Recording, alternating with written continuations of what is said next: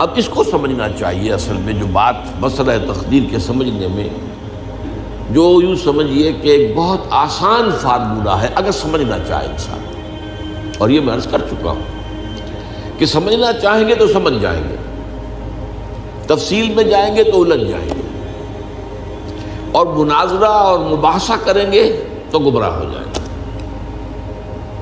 چنانچہ اسی پر میں حدیث آپ کو سنا چکا ہوں کہ ایک مرتبہ حضرت ابو ہریرہ فرماتے ہیں کہ حضور صلی اللہ علیہ وسلم برآمد ہوئے اپنے حجرے سے، اور ہم مسجد کے گوشے میں بیٹھے ہوئے تقدیر کے بارے میں بحث کر رہے تھے. تو آپ شدید ناراض ہوئے، اور اس قدر آپ کا چہرہ مبارک غصے کی وجہ سے سرخ ہو گیا کہ ایسے محسوس ہوا جیسے آپ کے گالوں میں انار کا رس جو ہے وہ ڈال دیا گیا ہے، وہ اس کے اوپر بہا دیا گیا. وہ سرخ قندھاری انار، اس کا تصور کیجئے، وہ عام تو انار نہیں جس کے اندر وہ رنگ نہیں ہوتا. پھر آپ نے فرمایا غصے سے، کیا تمہیں اس بات کا حکم دیا گیا؟ کیا مجھے تمہاری طرف اسی کام کے لیے بھیجا گیا کہ اس مسئلے میں تم بحث کرو؟ عزمت علیکم، میں تاکید کر رہا ہوں اس مسئلے میں بحث سے گریز کرو، بحث مت کرو. تو یہ مسئلہ اگرچہ اس اعتبار سے بڑا مشکل ہے، اگرچہ سمجھنا چاہیں تو سمجھ سکتے ہیں، لیکن میں ایک اور حدیث بھی آپ کو سنا دوں کہ اس پر ایمان کس قدر لازم ہے. یہ ایک تابعی ہے حضرت ابن دلمی رحمۃ اللہ علیہ، وہ فرماتے ہیں، ذرا طویل حدیث ہے، میں اس کا خلاصہ بیان کر رہا ہوں، کہ میرے دل میں تقدیر کے بارے میں کچھ وسوسے پیدا ہوئے،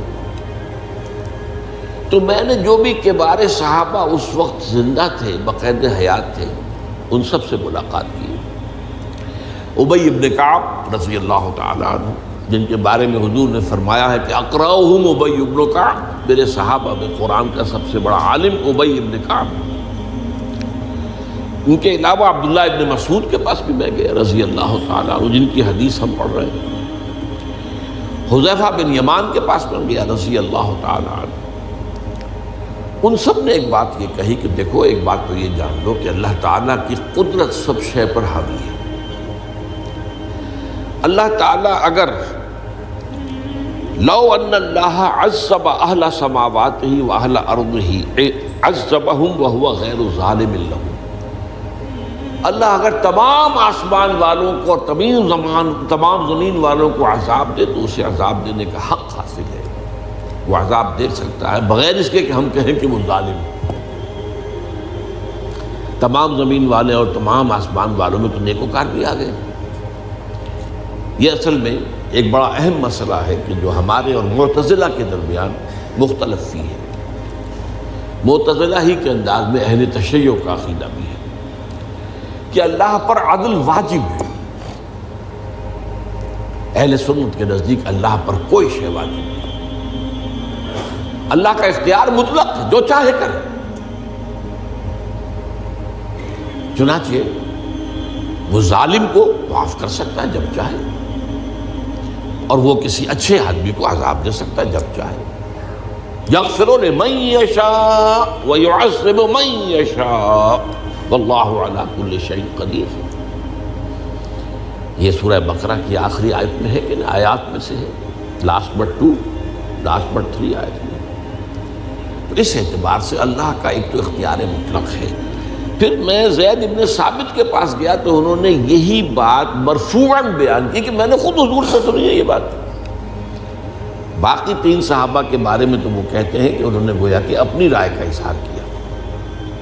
اور اگر اللہ تعالیٰ چاہے لو رحمہم، تمام آسمان والوں اور تمام زمین والوں کو بخش دے اور رحم کرے، لکانت رحمتہ خیرا لہم من اعمالہم، تو اس کی رحمت جو ہے وہ یقیناً لوگوں کے اعمال سے بہت بالا ہے، بلند و برتر ہے. تو جو چاہے کرے. وہ ابو جہل کو بخش دے، کون اعتراض کر سکے گا؟ اور وہ کسی سے بڑے شخص کو جو ہے وہ عذاب دے، کون اعتراض کر سکتا ہے؟ اس اعتبار سے پھر انہوں نے فرمایا وَلَوْ أَنفَقْتَ مِثْلَ أُحَدٍ ذَهَبًا، اور دیکھو ابن دیلمی جان لو، اگر تم احد کے پہاڑ کے برابر سونا اللہ کی راہ میں خرچ کرو گے فی سبیل اللہ ما قبل اللہ منک حتی یؤمن بالقدر، اللہ تعالیٰ اسے تم سے قبول نہیں کرے گا جب تک کہ تم تقدیر پر ایمان نہیں رکھو۔ اور اس کے بعد فرمایا اعلم، جان لو، انما اصابک لم یکن لیخطئک، جو چیز تم پر واقع ہوتی ہے، کوئی تکلیف آتی ہے، کوئی حادثہ پیش آتا ہے، وہ تم سے ٹلنے والا تھا ہی نہیں۔ مطلب یہ کہ تم سوچو کاش میں یوں نہ کرتا، یوں کر دیتا، اگر یہ ہو جاتا، وہ ہو جاتا تو میں بچ جاتا، نہیں، وہ تو آنے والی بات تھی، وہ اللہ کی کتاب، وہ اللہ تعالیٰ کے علم قدیم کے اندر پہلے سے لکھا ہوا تھا، تو موجود ہے، تو وہ تو آنی ہی آنی تھی۔ وَأَنَّمَا أَخْطَأَكَ لَمْ يَكُنْ لِيُصِيبَكَ، اور جو چیز کہ تم سے چھوٹ گئی، جاتی رہی، تمہارے ہاتھ سے نکل گئی، ممکن ہی نہیں تھا کہ وہ تمہیں ملتی، وہ اللہ تعالیٰ کا وہ جو علم قدیم ہے اس کے اندر پہلے سے طے ہے۔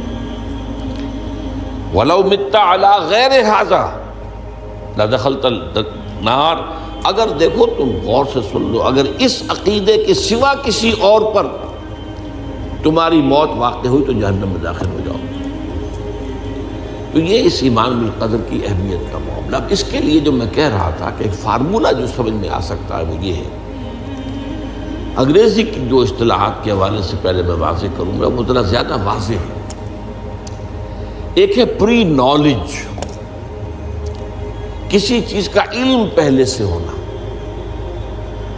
ایک ہے پری ڈیسٹینیشن، کسی شے کا پہلے سے طے پا جانا۔ ان دونوں میں گڑبڑ کا نہیں کرنا چاہیے۔ اللہ کا علم قدیم اس کے جبر کو مستلزم نہیں ہے، اس کا علم ہے یہ کہ تم یہ کرو گے، اس کا مطلب یہ نہیں ہے کہ تم اس کے جبر کے تحت کر رہے ہو۔ اس کی ایک سادہ سی مثال میں دیا کرتا ہوں، پھر میں عرض کروں گا، سمجھنا چاہیں تو یہ فارمولہ بہت کافی ہو جائے۔ آپ کسی بچے کے سامنے کوئی کھلونا ڈال دیں، آپ کو تقریباً یقین ہے وہ متوجہ ہوگا، اسے اٹھائے گا۔ ہو سکتا ہے بچہ کسی اور دھن میں ہو اس وقت، ادھر اس کی توجہ کسی اور کو نہ اٹھائے۔ اگر وہ اٹھا لیتا ہے تو آپ کے مجبور کرنے سے تو اس نے نہیں اٹھایا، اس نے تو اٹھایا ہے اپنے انسٹنکٹ کے تحت کہہ لیں، اپنے ارادے کے تحت کہہ لیں، آپ مجبور تو آپ نے کی۔ لیکن اللہ تعالیٰ کا جو اندازہ ہوتا ہے، وہ اندازہ قدر کے معنی اندازہ بھی ہے، میں بیان کر چکا ہوں آپ کو۔ اس کا جو علم قدیم ہے وہ غلط ثابت نہیں ہو سکتا، ظاہر بات ہے کہ پھر تو اعلیٰ کل شیء علیم وہ ہے ہی، اس کا علم قدیم جو ہے اس میں کوئی خطا نہیں ہو سکتی۔ یہ ہے در حقیقت پری نالج اور پری ڈیسٹینیشن، دونوں کے اندر فرق کر لیا جائے، یہ جبر نہیں ہے۔ ہاں اللہ تعالیٰ کا علم ہے، اس علم کے مطابق چیز جو ہے وہ لکھ دی گئی ہے، وہ تو ہو کر رہی ہے، ہوتی تو ہے۔